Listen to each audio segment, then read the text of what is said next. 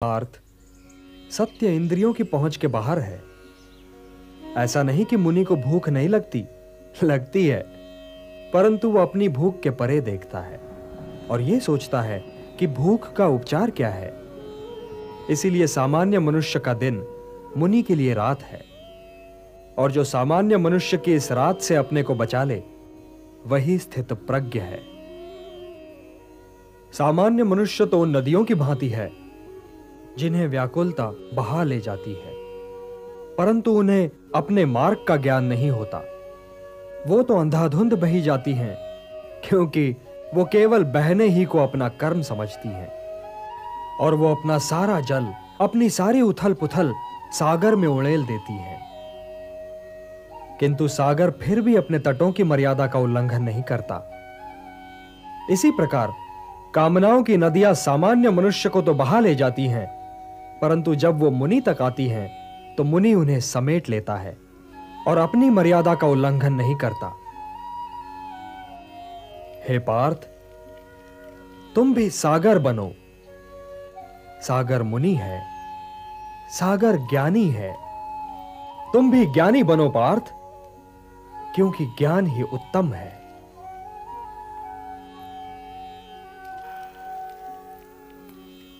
हे ऋषिकेश, हे योगेश्वर, हे ज्ञान मूर्ति, यदि ज्ञान कर्म से उत्तम है, तो आप मुझे इस लहू लुहान कर्म में क्यों लगा रहे हैं केशव? आप मुझे इस लहू लुहान कर्म में क्यों लगा रहे हैं?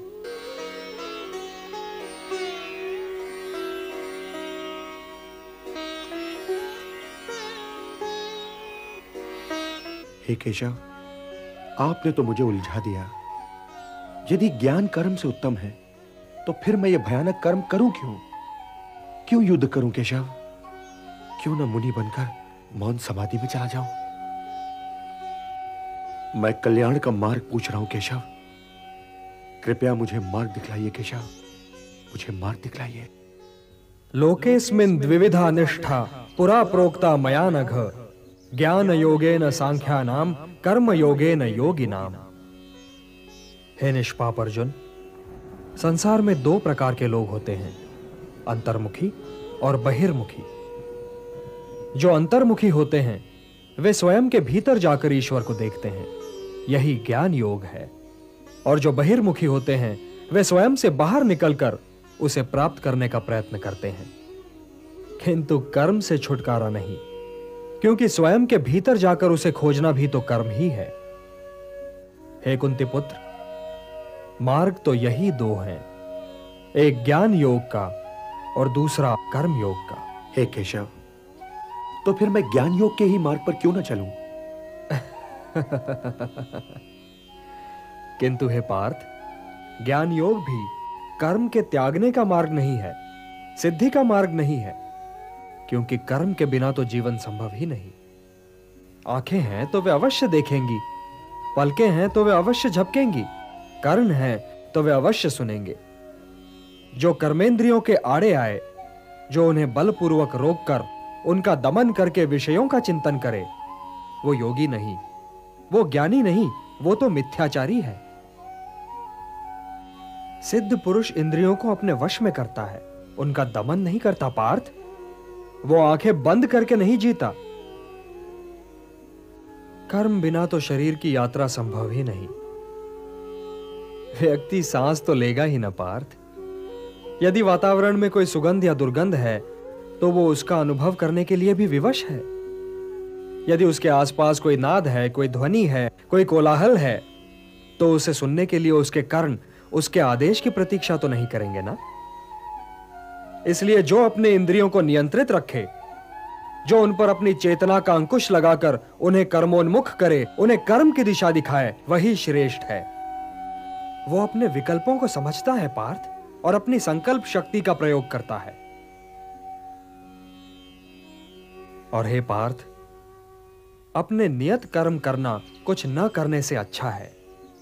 अब यह भी ठीक है पार्थ कि आंखें देखती हैं, किंतु वे क्या देखें और क्या न देखें, इसका निर्णय तो ज्ञानी स्वयं ही लेता है।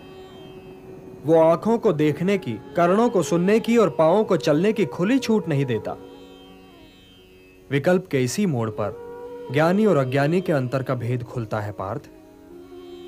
इसलिए कर्म तो आवश्यक है, क्योंकि उसके बिना तो शरीर का निर्वाह संभव ही नहीं। किंतु हे पार्थ, ज्ञानी पुरुष की भांति कर्म करो, ज्ञानी पुरुष की भांति। नियतम कुरु कर्मत्वम कर्म ज्यायो यह कर्मणः शरीर यात्रापि चते न प्रसिद्धेत अकर्मणः।